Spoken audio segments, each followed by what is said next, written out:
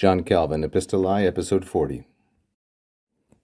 Vides, quam tecum agam familiariter, neque tamen vereor, ne modum excedam, scio enim quantum mihi apud te pro singulari tua, in me benevolentia liceat. As the letter continues, Calvin says, you notice, vides, you notice how familiarly, quam familiariter, or how casually or closely I am interacting with you, tecum agam. Then we have here a colon, and then this word, which is nec, with this symbol here, is short for neque. And yet, neque tamen, and yet I am not afraid, neque tamen vereor, that I should go too far, ne excedam modum, that I should exceed the limit, or the boundary. And now he's going to give the reason. For, enim, I know quantum. So this is hard to read, but this is the word that is there, although not printed very clearly. For I know how much quantum mihi liceat, how much is granted to me, how much I am allowed, apud te, with you, or how much license you give me, according to pro singulari tua benevolentia, according to your unique kindness in me, toward me, in me, as you can see.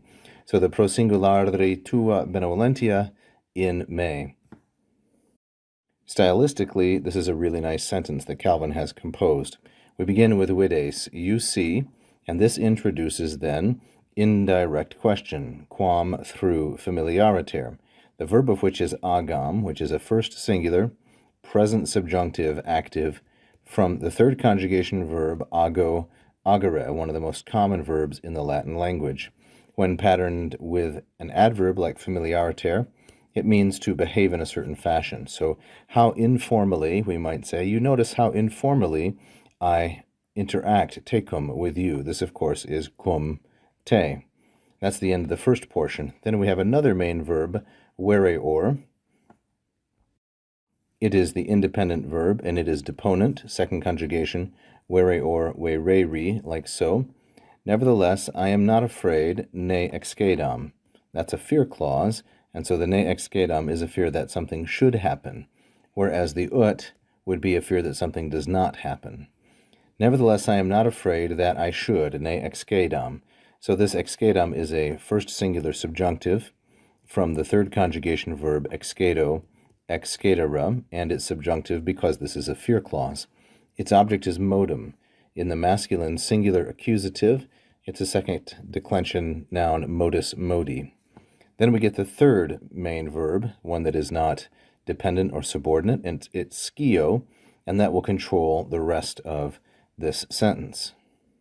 So why am I not afraid? Enim, because I know. Now the object of scio is quantum through liceat.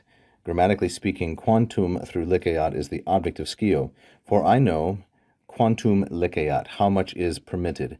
Quantum is a neuter, singular, and nominative as the subject of liceat, and quantum here is a substantive interrogative. So it's an interrogative adjective, quantus a and here it's being treated as a substantive, that is, as a noun, but it still has its interrogative quality, and that's why liceat is subjunctive, because we are still within this indirect question.